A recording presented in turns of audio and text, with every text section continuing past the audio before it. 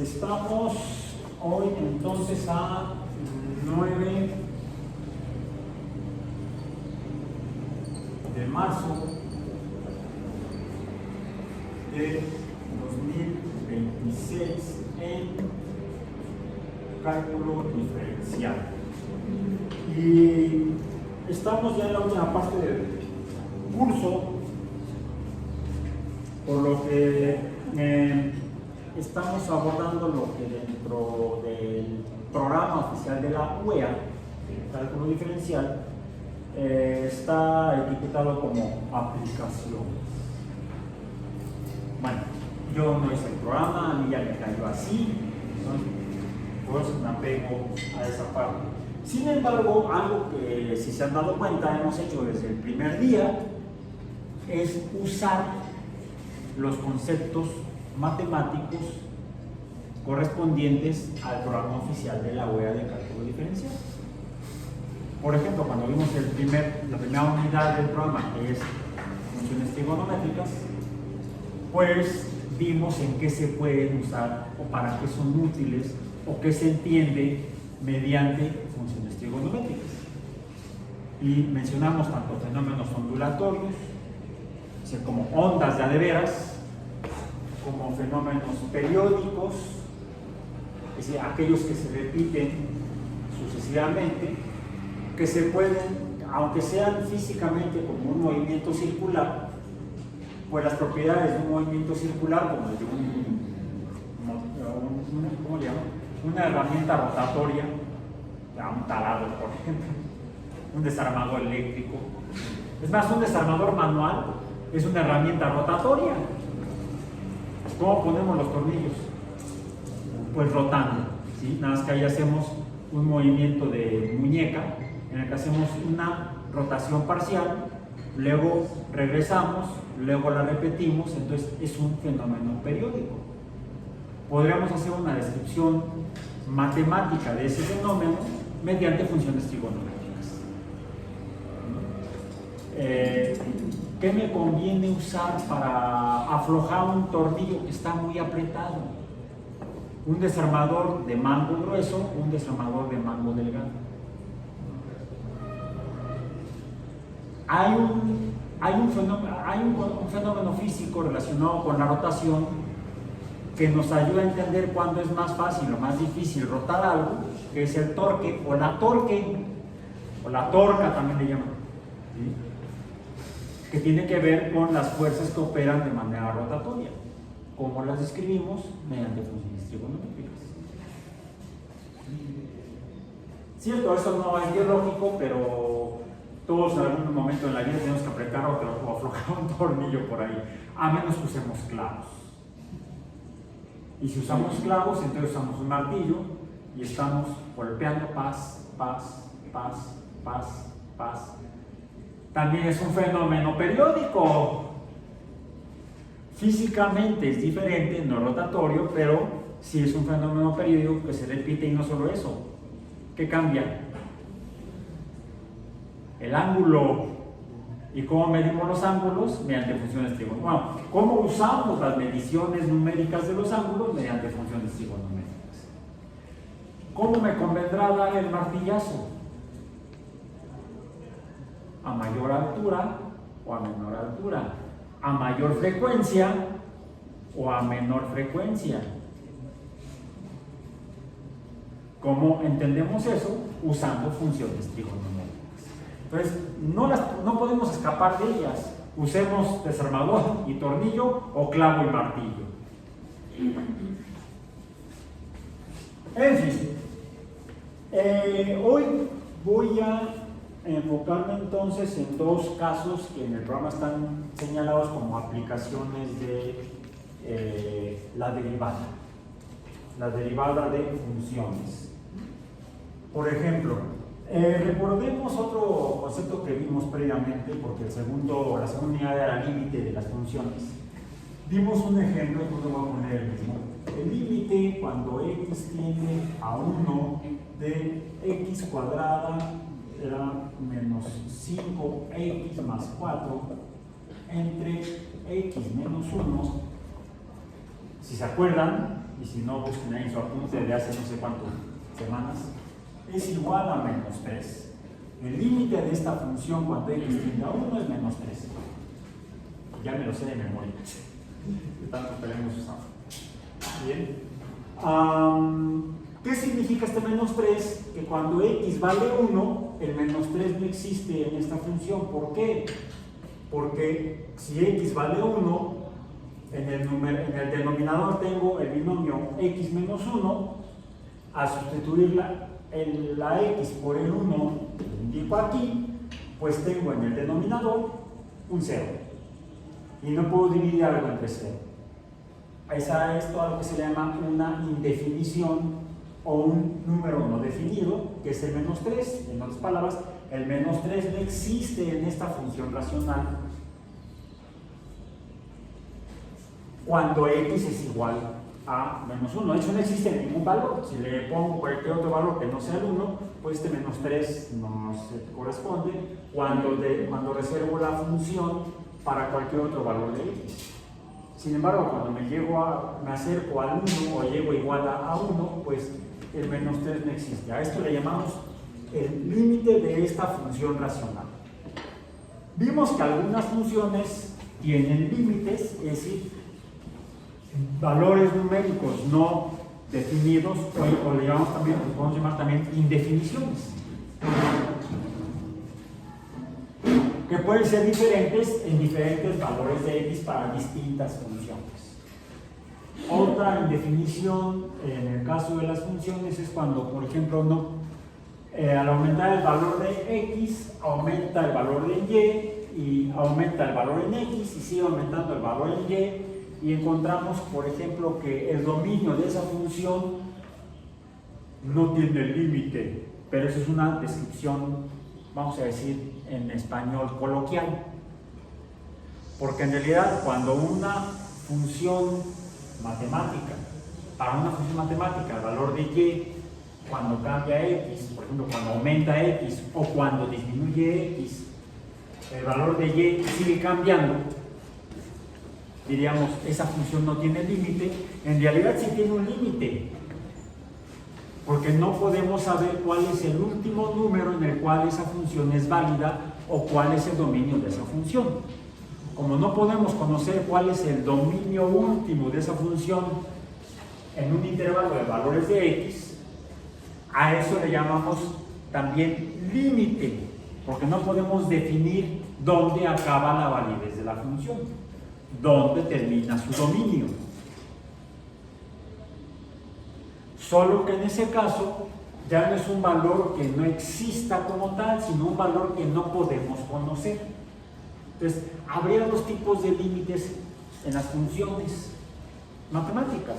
Uno, aquellos números que no existen dentro de la función y por lo tanto no forman parte de su dominio, pero porque ese número no puede existir. Y la otra es, lo estoy expresando en español coloquial, para que lo entendamos. ¿Sí? Nosotros entendemos el español coloquial, es por cuestiones históricas y culturales y de conquista militar. Hablamos español, si no estaríamos hablando tal vez náhuatl o maya o toní o no sé. ¿Sí? Yo desafortunadamente en ese sentido me da pena, pero hablando de las lenguas nativas de mi país, es el único que hablo y me da pena no poder, no conocer y no poder expresarme o entender otras de las lenguas que se hablan en mi país, que es México.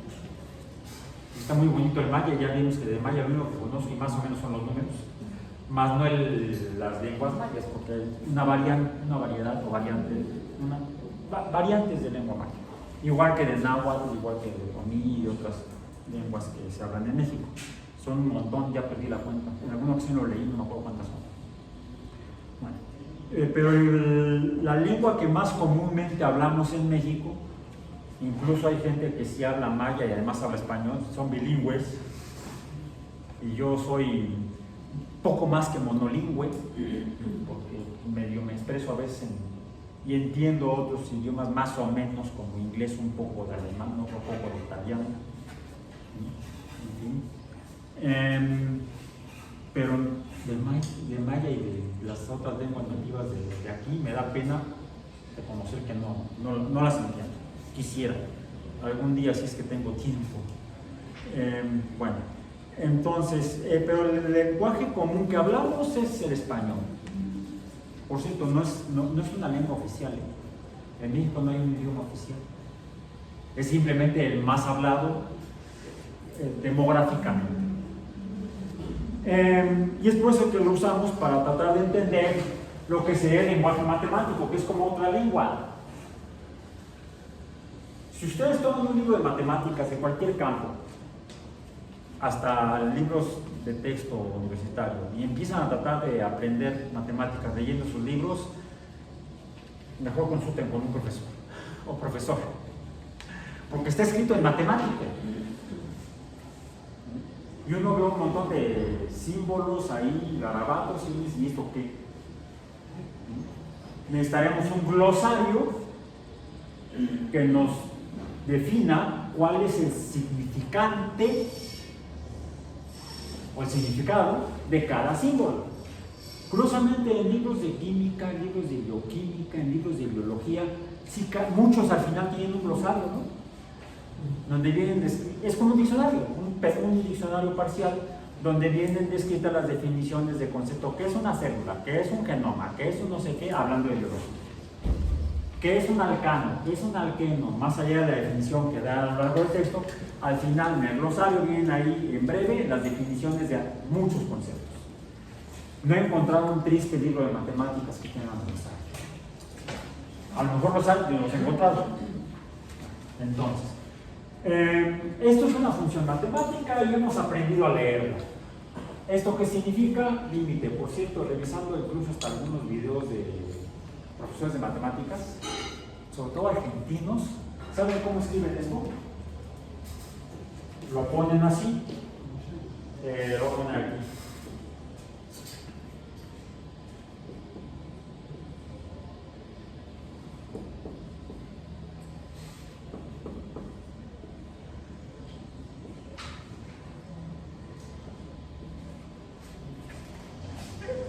Dice que dice límite.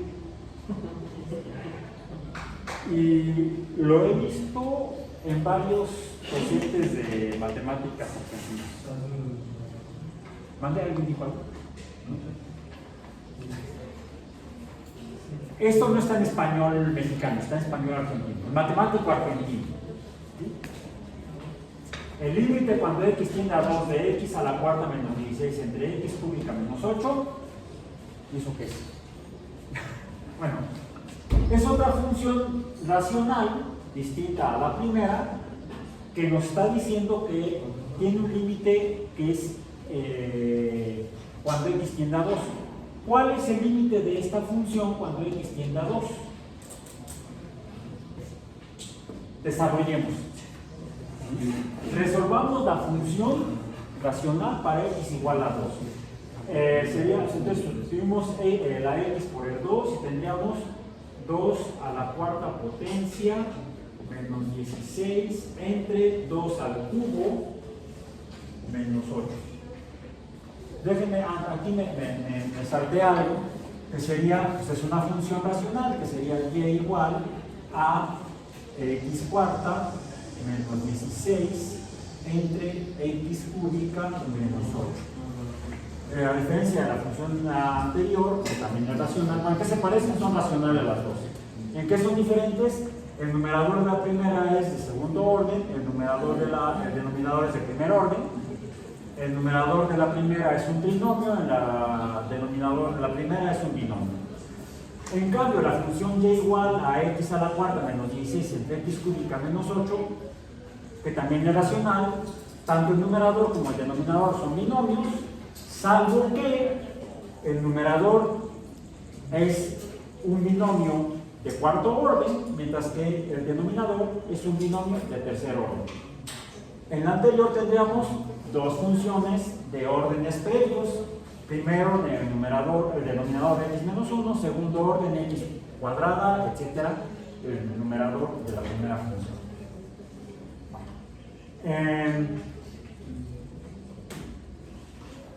Ok.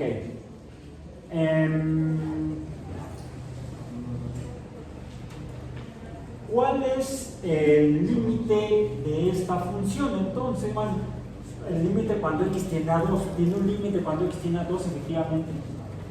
La primera función tiene un límite cuando x tiende a 1, y es menos 3. Cuando la segunda función tiene un límite cuando x tiende a 2, bueno, aquí lo estamos averiguando. Resolvemos la función para x igual a 2, ¿y cuánto nos da el numerador? 2 a la cuarta potencia es 2 por 2, 4 por 2, 8 por 2, 16, menos 16, 0, entre 2 al cubo, 2 por 2, 4 por 2, 8, menos 8, 0. Tenemos lo que se llaman dos indefiniciones. Entonces, alguien diría, pues es que el límite de esta función racional sería no definido. O sea, el límite es un límite. No creo que sea así. Bueno, pues en la historia hubo un matemático, algunos dicen que dos, otros dicen que uno era pirata, el otro dice que, no sé, fue un acuerdo comercial, igual la piratería era comercial.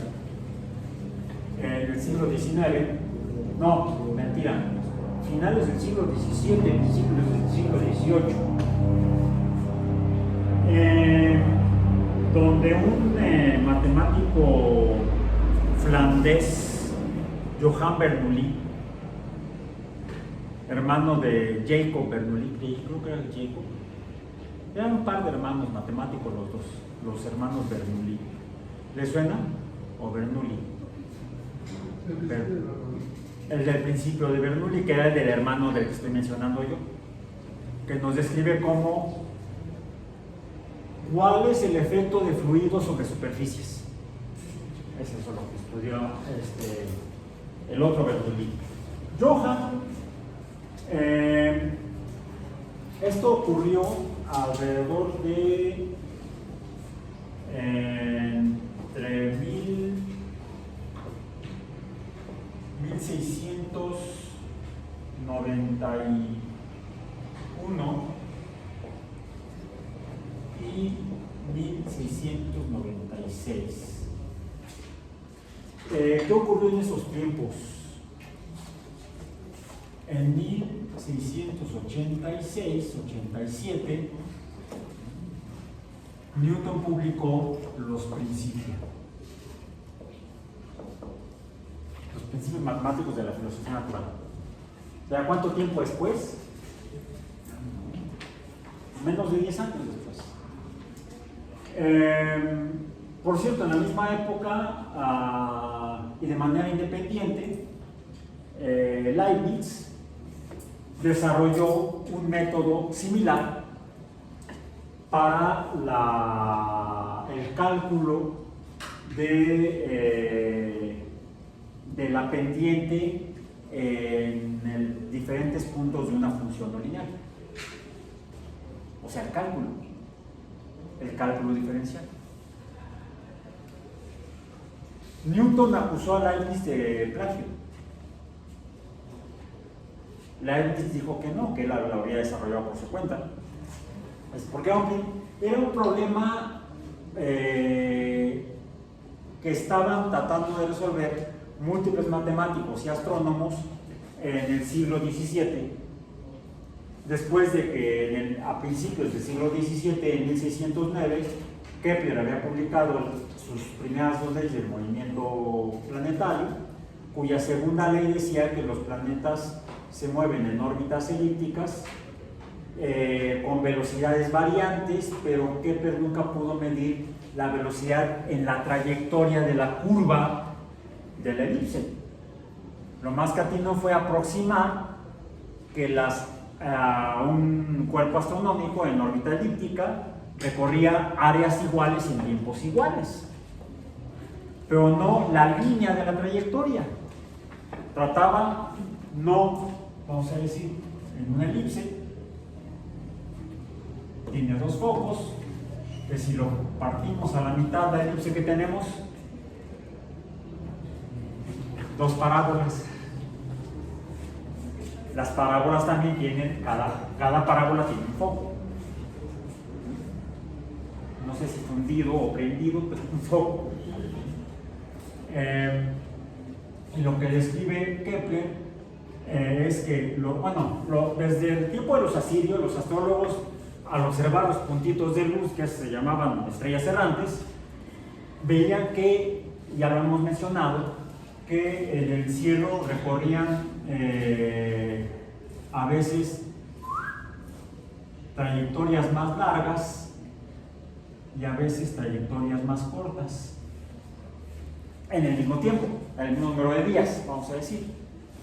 Bueno, incluso en el modelo geocéntrico, ya pasando al modelo heliocéntrico, después de Copérnico, en 1543, o sea, el siglo anterior, Kepler trabaja sobre el modelo de Copérnico, corrige las órbitas que había descrito Copérnico como circulares elípticas, y la explicación de por qué se ve que los planetas recorren distancias mayores en algunas ocasiones y menores en otros tiempos. Por cierto, esto sería 6 meses de diferencia. Lo que no podía era calcular, por ejemplo, esta distancia de aquí a acá, distancia entre tiempo, que es velocidad, ¿no? Distancia entre tiempo es velocidad. Vamos a decir velocidad 1, velocidad 2. Velocidad 1 cuando está cerca del Sol, en el modelo ya copernicano corregido por Kepler. Aquí estaría el Sol en uno de los focos. Lo que sabían los astrólogos de la antigüedad, Kepler mismo y también Copérnico, es que la velocidad 1, ¿cómo es? Si es distancia entre tiempo y los tiempos son iguales, pues la velocidad 1 sería mayor que la velocidad 2, ¿no? Es mayor la distancia aquí que acá, como distancias. Pero, ¿cómo es la trayectoria? No es una línea recta. Entonces, no tenían herramientas matemáticas para medir la velocidad en trayectorias no lineales. Lo que atina a hacer Kepler es saca aproximadamente o calcula aproximadamente estas dos áreas, digamos es área 1, área 2, y llega a la conclusión que los planetas recorren áreas iguales en tiempos iguales. Sí, la velocidad lineal es mayor en 1 que en 2, pero ambas áreas son iguales. ¿Por qué? Esta área más pequeña, proporcionalmente será el inverso de la otra. Las áreas son iguales. Hasta ahí se quedaron. Esto es en 1609. O sea, casi 80 años antes que Newton. Finalmente, 60 años, más o menos 50 y tantos años después de que Kepler plantea esto, Newton encuentra la forma de resolverlo. Solo que no lo publicó entonces, lo publicó 20 años después, en 1686. Dicen que no lo publicó porque no tenía lana para publicarlo. Fue Edmund Halley el que le patrocinó la publicación, el del cometa de Halley. Entonces, es por eso que Newton, con el fin de poder calcular trayectorias no lineales, desarrolla el cálculo diferencial o infinitesimal. Infinitesimal porque reducimos esto, no a 1 sino a 0, recordemos. ¿Cómo definimos el concepto de la derivada? Como el límite cuando h tiende a 0, o sea, al valor más pequeño, infinitesimalmente pequeño, por eso se llama cálculo infinitesimal, cuando de f de x más h menos f de x entre h, siendo esto la pendiente en cualquier punto de esta trayectoria no lineal. En cada punto podemos calcular la pendiente de la línea tangente en cada punto, y eso es la derivada de la función de cada punto. Finalmente, los astrónomos, ya no astrólogos, los astrónomos y los matemáticos pudieron calcular la velocidad de los planetas y de los cometas. Por eso es que Halley le patrocinó a Newton en la publicación de los Principios, y Halley usó el cálculo de Newton para poder calcular la trayectoria del cometa de Halley. Que la última vez que pasó fue en 1986, no lo pude ver. Me daba flojera irme en la madrugada a la montaña a tratar de ver. No prefería verlo. Mis amigos que sí fueron me platicaban cómo se veía. Una cochinadita, no se veía como en 1910. Tiene una trayectoria elíptica con un periodo de 76 años. ¿Cuándo va a pasar la próxima vez? 86 más 76.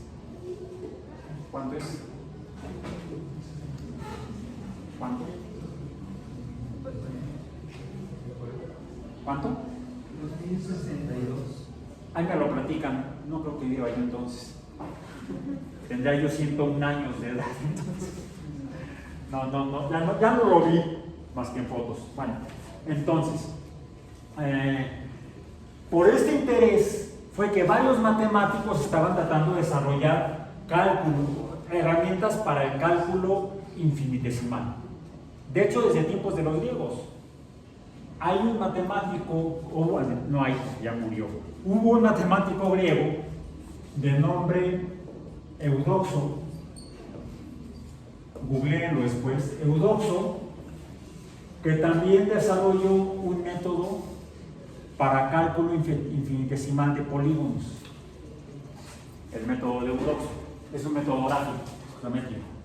¿Bien? Entonces, el interés en resolver problemas numéricos en fracciones muy pequeñas tiene miles de años. Eudoxo es de hace 2300 años más o menos. Pues Newton de hace 400 años o casi. Decíamos, Newton y Leibniz desarrollan simultáneamente, de manera independiente, cada uno su método para el cálculo infinitesimal. Por cierto, el que estudiamos nosotros no es el de Newton, es el de Leibniz. El de Newton está en su libro, en los Principios. Lo estoy leyendo, tengo como 2 años leyéndolo y no puedo acabar. No lo leí, no nos dijeron en la carrera que lo leyeran. Bueno, yo hace un par de años lo encontré en una librería, lo compré. Hace como unos 8 años lo compré en la librería de Apple para mi tableta. Pero está en inglés, no está en inglés. Finalmente el año antepasado lo encontré en español.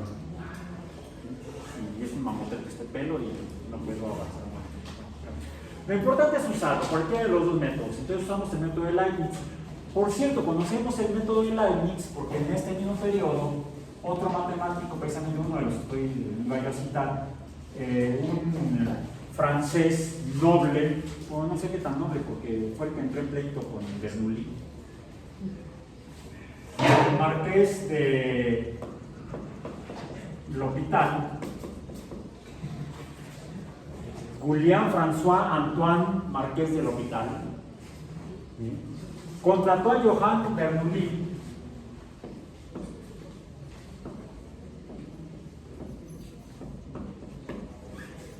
que él era matemático. Bernoulli era matemático, L'Hôpital, el marqués era militar, pero se tuvo que retirar por problemas de lesión. Aficionado a las matemáticas, contrató a Bernoulli como maestro de matemáticas para entender el cálculo diferencial, el cálculo infinitesimal. Era bueno L'Hôpital, era muy buen alumno, muy buen aprendiz de Bernoulli. Finalmente Bernoulli ayuda al L'Hôpital a entender algunas cuestiones de cálculo infinitesimal, como por ejemplo esto, cómo encontrar el límite de una función doblemente indefinida, ya sea porque tengamos un cociente de 0 entre 0 o un cociente de infinito entre infinito. Los infinitos pueden ser positivos o negativos, pongámoslo así, más menos, más menos. En ambos casos tenemos límites no definidos, o sea, un límite de un límite. Es aquí donde entra la polémica. L'Hôpital publica el uso del cálculo infinitesimal de Leibniz para resolver este problema. Y es por eso que se conoce como la regla del L'Hôpital. Sin embargo, Bernoulli, después de la muerte del L'Hôpital, que siendo más joven que Bernoulli, muere antes. La gente se moría muy joven en aquellos años, no había antibióticos. La medicina te mataba más el médico que la enfermedad. Y era terrible la medicina entonces. Por eso hasta inventaron ¿cómo se llama? La homeopatía. Eso es magia, brujería casi. Que no me escucho primo porque me va a querer matar.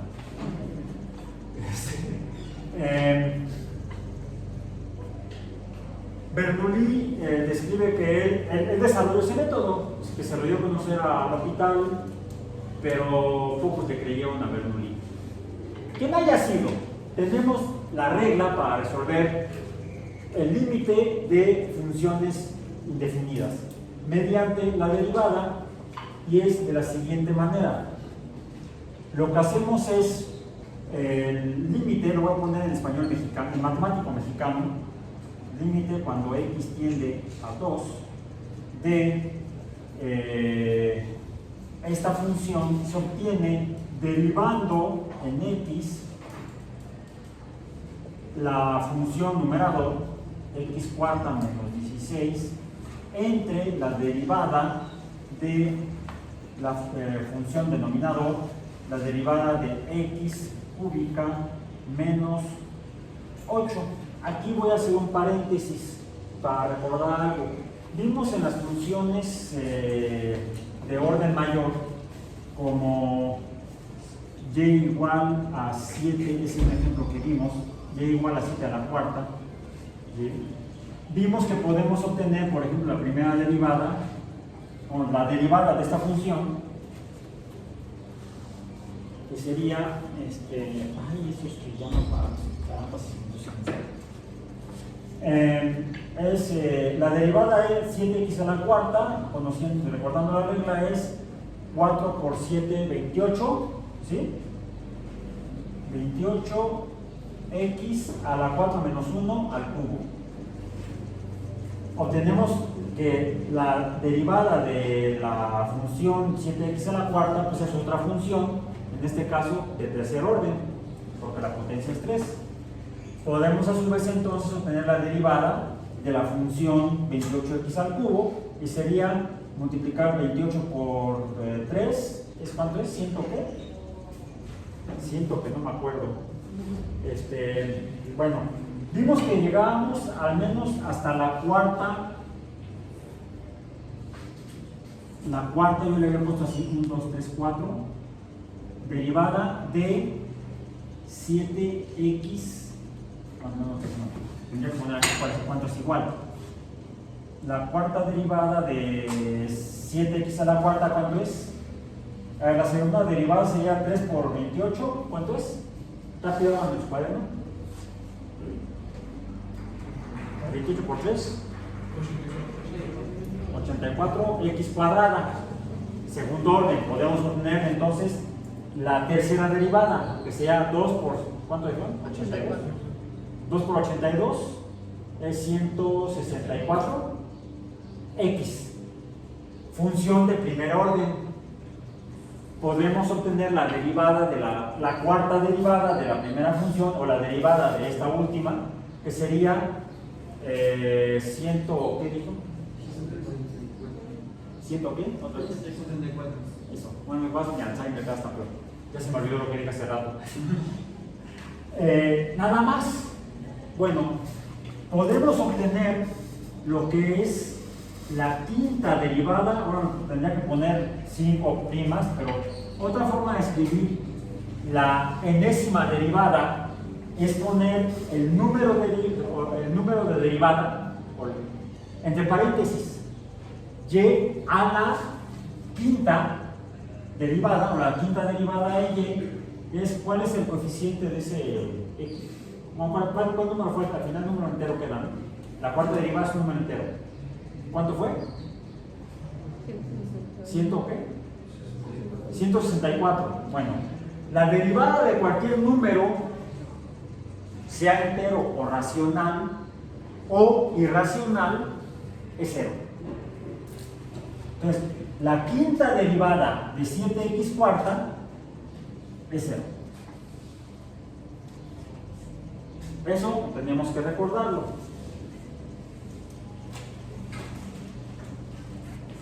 ¿Por qué? En la regla de estos dos cuates, llamémoslo así,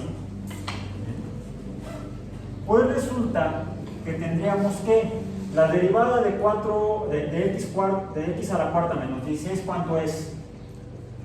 4x al cubo menos la derivada de 16, ¿cuánto es? 0, porque es un número entero. Entonces ya no lo pongo. Entre la derivada de x cúbica menos 8, ¿cuánto es? Sería 3x cuadrada menos 0. Y entonces me queda otra función racional en la cual quizá pueda sustituir el 2. Resolvamos para 2 este cociente. ¿Cuánto es? 4 por 2 al cubo entre 3 por 2 al cuadrado. ¿Y qué nos queda? 2 recordemos el orden algebraico, la jerarquía algebraica de las operaciones, el orden algebraico de las operaciones. Primero elevamos a la potencia y luego multiplicamos por el coeficiente. 2 al cubo es 8. Acá lo teníamos, ¿sí? 8. 8 por 4, 32. Entre 2 al cuadrado, 4. Por 3, 12. ¿Y esto cuánto es? Podemos factorizar. 2.6. ¿Cuánto es? 2.6. Bueno, puede ser el número decimal, 2.6, o podemos expresarlo también como razón, es 4 tercios, ¿no? 8 tercios. 8 tercios o 2.6 es el límite de esta función cuando x tiende a 2. Así como encontramos para la función de segundo orden racional, cuando el límite cuando x tiende a 1 es menos 3, el límite de x cuarta menos 16 entre x cúbica menos 8 cuando x tiende a 2 es 2.6. Este es el método de estos dos cuates. Digo, van a entrar en polémicas, le damos crédito a uno, le damos crédito al otro. Para el caso es lo mismo. Lo importante es que el método existe. Además, si no lo hubiera desarrollado uno de ellos dos, algún otro matemático habría llegado a lo mismo. Como Leibniz y Newton llegaron a un desarrollo similar para poder obtener este tipo de cosas. Y si no hubieran sido Newton y Leibniz, habría sido otro matemático. Eso es algo diferente en cuanto al conocimiento que obtenemos mediante los métodos de la ciencia y del pensamiento científico respecto a otras actividades humanas, como las artes. Pueden ser las artes plásticas o las artes escénicas, como la música es una arte escénica. Se ejecuta en un escenario, están los músicos, quizá con voces, cantantes, Y quienes hacen la música, quienes crean la música, pues quienes la componen. Aparte están quienes la interpretan, las personas intérpretes o ejecutantes. Mientras que el cálculo diferencial fue desarrollado simultáneamente por Leibniz y Newton, el método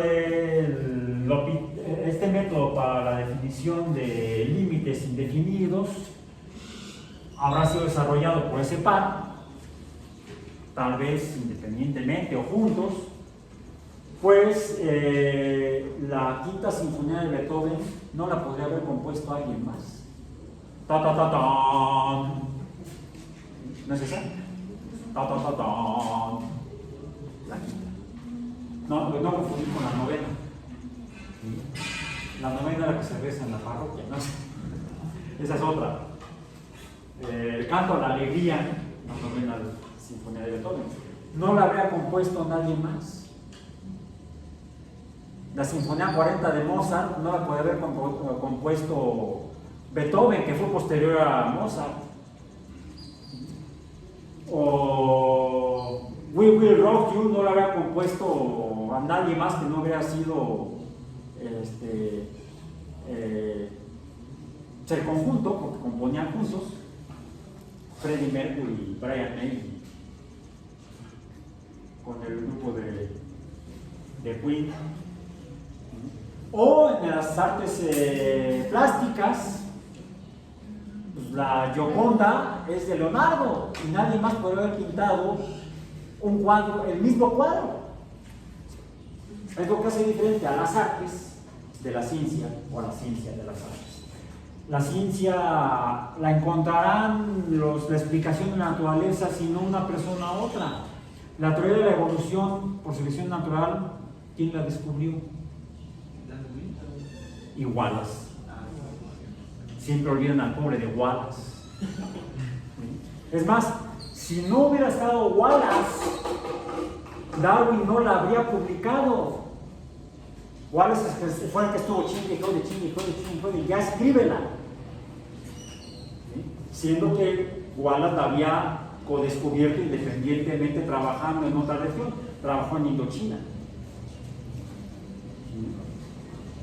Entonces, de ahí que también la actividad de la ciencia sea una actividad colaborativa. Así sea que uno piratee al otro, no sé, eso ya es cuestión ética. Bueno, ¿para qué sirve esto? Empezamos en la parte de aplicaciones, les confieso, no sé.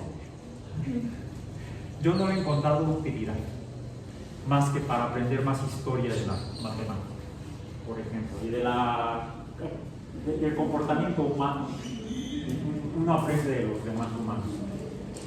Y vamos a cerrar la clase del día de hoy con el siguiente concepto, que también dicen que es importante, que yo no sé para qué caramba sirve, que también tiene que ver con métodos infinitesimales.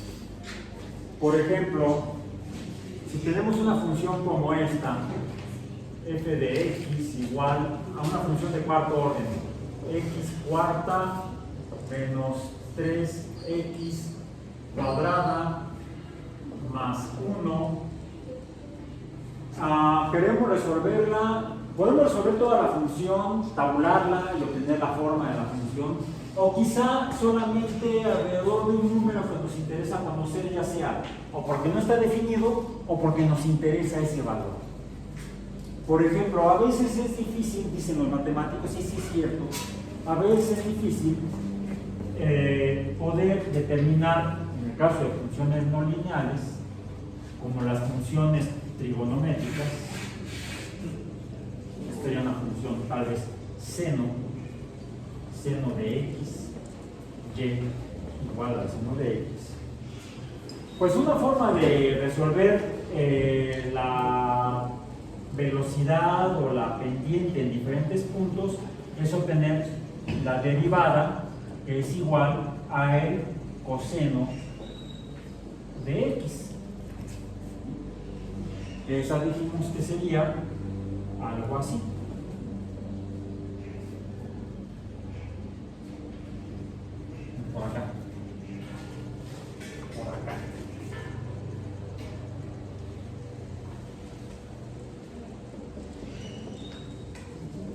más o menos. Este sería el coseno, la derivada, mientras que esta es el seno, la función original. A veces, por ejemplo, esta función de cuarto orden, de hecho es una función que tiene una forma parecida a esta. La función seno de x, pues vemos que la línea atraviesa o tiene valores de 0 varias veces de y igual a 0, y más y menos y. A veces tiene valores positivos, a veces tiene valores negativos y varias veces obtiene valores de 0 conforme cambia el valor de x. Solo que mientras que en el caso de la función seno, pues el valor de x puede estar hasta allá y atravesar varias veces el eje de x, siendo y igual a 0, las funciones de potencia tienen una característica. Les mencionaba yo que en el caso de la elipse, si la cortamos transversalmente en el eje menor, obtenemos dos parábolas. Y como función la parábola, que es de potencia 2, como esta, es de segundo orden, la potencia 2, o el orden de la función, cuando es nada más la pura parábola, nos dice, si es que sucede, cuántas veces puede atravesar o obtener el valor de 0, y, conforme cambia el valor de x. Una función de parábola o segundo orden que atraviese el eje de x solamente le puede atravesar dos veces, sí. Sube, atraviesa, baja, atraviesa y ya no vuelve a atravesar, porque es una parábola. Sí, puede tener valores cuando x tiende a valores negativos, puede tener valores de y muy grandes, puede tender a menos infinito en y puede tender a menos infinito también en y, si es una parábola cóncava abajo. Si es una parábola cóncava arriba, pues en valores negativos de x tenderá a más infinito, y en valores positivos de x tenderá a más infinito el valor de y. Podríamos decir que una parábola puede tener valores o límites indefinidos de más infinito o menos infinito, dependiendo de si es cóncava abajo o cóncava arriba. Pero nada más podrá atravesar, si es el caso, porque dependiendo de dónde se ubique la parábola, pues va a atravesar o no el eje de y, o el eje de x. Si la parábola está acá arriba, pues no atraviesa el eje de x. Si la parábola está acá abajo, si lo atraviesa, ¿cuántas veces? 2. Si la parábola es cóncava abajo y está aquí, ¿atraviesa el eje de x? No. Si la parábola es cóncava abajo y está acá arriba, ¿atraviesa el eje de x? Sí. ¿Cuántas veces? 2. 1 y 2. No puede atravesarla más. Por eso se dice que las funciones de potencia, o en las funciones de potencia, el orden nos dice cuántas veces la función puede atravesar el eje de x, o cuántos ceros tiene, cuántos valores de y iguales a 0 tiene. Una parábola puede llegar a tener solamente 2. Una función de tercer orden como x cúbica menos 8, ¿qué es? Es una función no lineal que se parecería a una función trigonométrica, solo que, mientras que la trigonométrica puede seguir atravesando el eje de x cuantas veces le dé la gana, la seno o la coseno, la función de tercer orden solamente podrá atravesar hasta 3 veces el eje de x o tener 3 ceros en y. ¿Y la función de cuarto orden? Pues también el orden 4 nos dirá que esta función está formada por curvas que podrán atravesar hasta 4 veces el eje de x o tener y 4 veces el valor de 0. ¿Y esos cuáles son? Bueno, para eso tendría yo que buscar cuánto vale y con diferentes valores de x. A eso es a lo que nos referimos o se refieren cuando dicen queremos resolver la función alrededor de un valor específico. Por ejemplo, intentemos resolver esta función alrededor de x igual a 1. A esto le llamamos x sub 0. ¿Cómo se hace eso? Pues tendríamos que obtener todos los valores posibles de x, o de y cuando x vale 1, pero con esta consideración: f de x será la sumatoria desde k igual a 0 hasta n de f a la k de x sub 0 entre k, no es una k, mira, es ay, se me fue el nombre. Sí sé lo que sí sé cómo se hace, lo que significa, pero se me olvidó el nombre matemático. No, es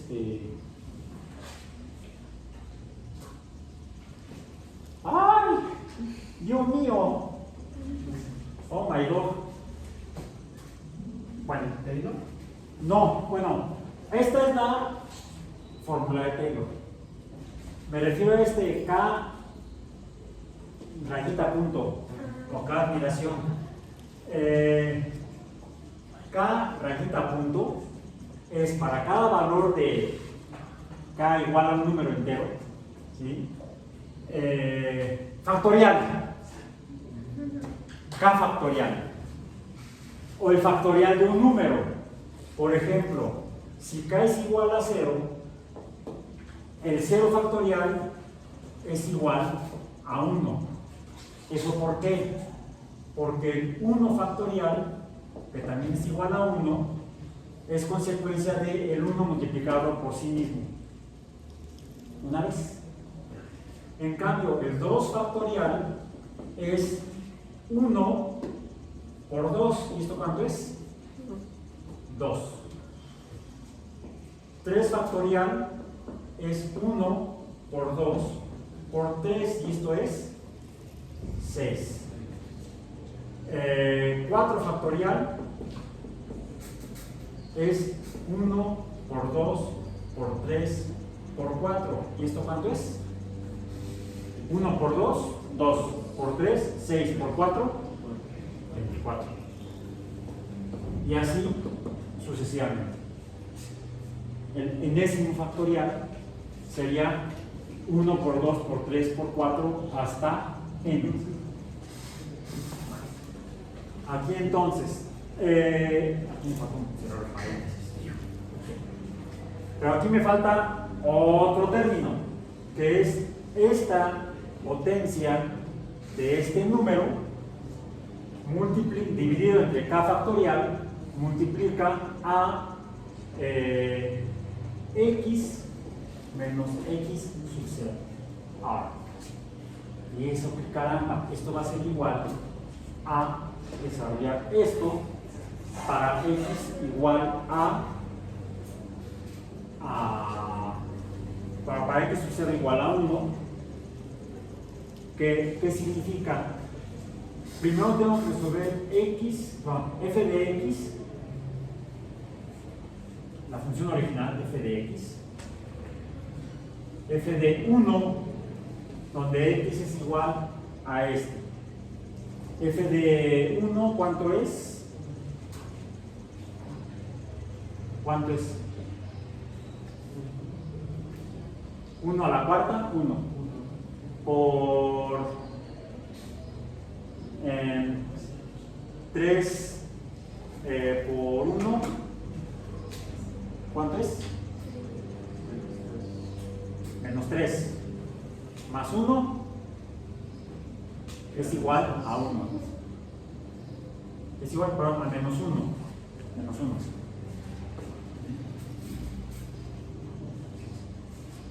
Luego lo que sigue es obtener la derivada de esta función. ¿Cuál es la derivada de esta función? f' de x es igual a 4x cúbica menos 6x más 0. Y para f de 1 es igual, que sea la derivada de 1, ¿cuánto sería? 4 sería 4 menos 6, ¿y esto cuánto es? 2. ¿Sí? ¿2? No, menos 2. Menos 2 es menos 6 más 4. Menos 2. Luego sigue f bi'prima, o la segunda derivada de x, que sería igual a... ¿Esto qué es? 4 por 3, 12. 12x menos 6. ¿Cuál es f bi'prima de 1? Sería 12 menos 6, y esto es igual a 6.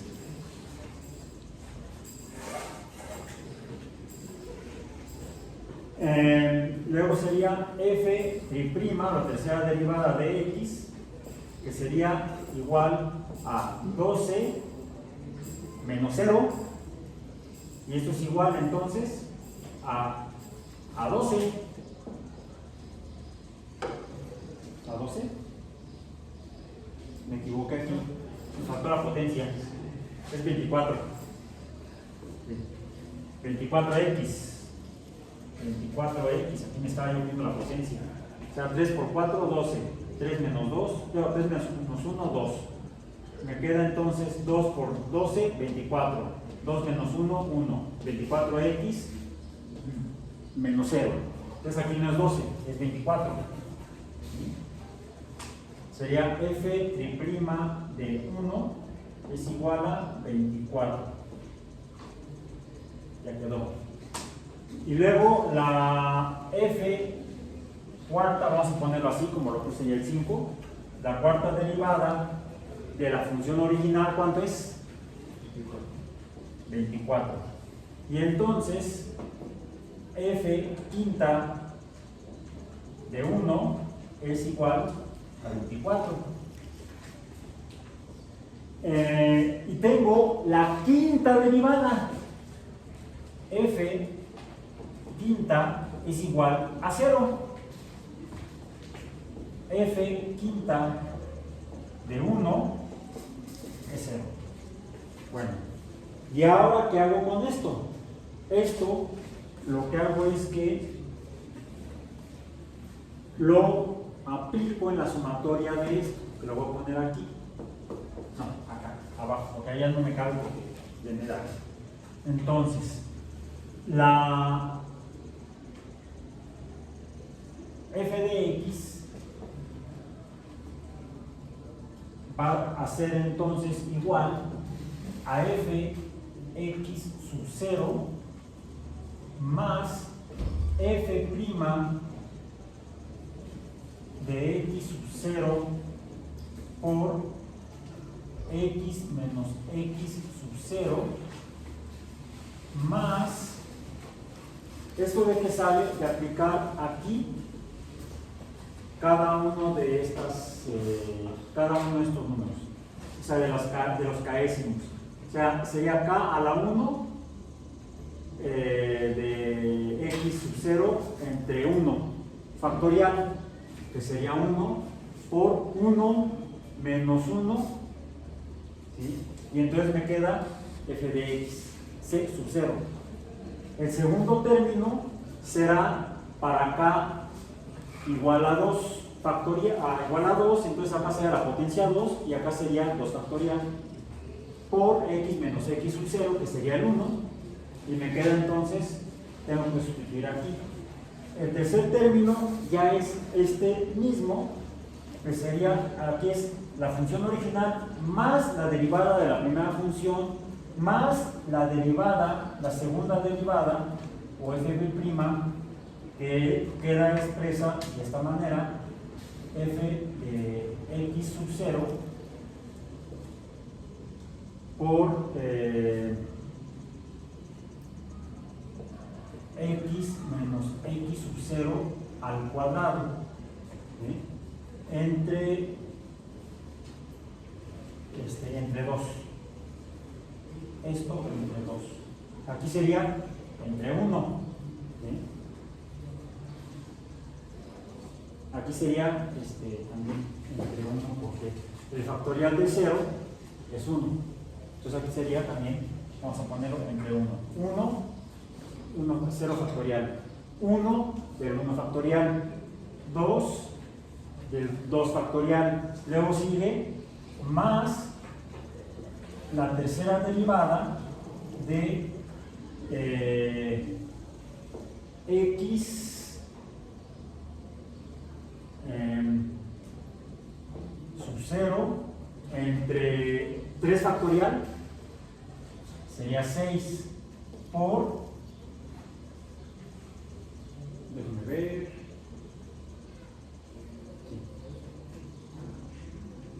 me está faltando, aquí me faltó, yo es que me faltaba tanto, acá. Pues aquí es 2, aquí sería x menos x sub 0 al cubo. ¿Ok? O sea, acá tendría que poner, vamos a poner una vez la potencia 1 factorial. Aquí será la potencia 0, 1 factorial. La potencia 1 factorial. La potencia 2 en el binomio, 2 factorial. La potencia 3 en el binomio, 6 factorial. Más. Y de esta manera, ¿esto qué es? La función original. Supongamos que es esta. ¿Cuál es la derivada en la forma de la función? ¿Cuál es la forma real de la función?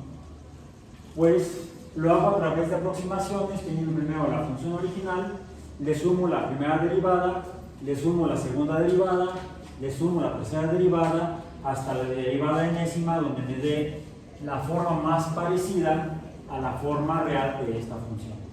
Y esas son las que se llaman las series. Ay, ya se acabó el pulmón de Taylor.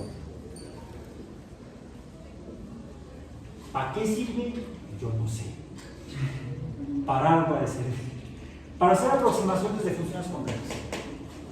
¿Sí? De hecho, quizá tendría que haberlo usado yo si hubiera seguido en el postdoc, revisando tratando de resolver la ecuación que planteé al final de mi tesis doctoral. Porque en mi tesis doctoral terminé planteando para explicar cómo, de qué depende que un ion atraviese una membrana biológica en un proceso metabólico. Depende de una función de 12 variables. Quizá fue por eso que lo dejé entonces. Nos vemos el miércoles.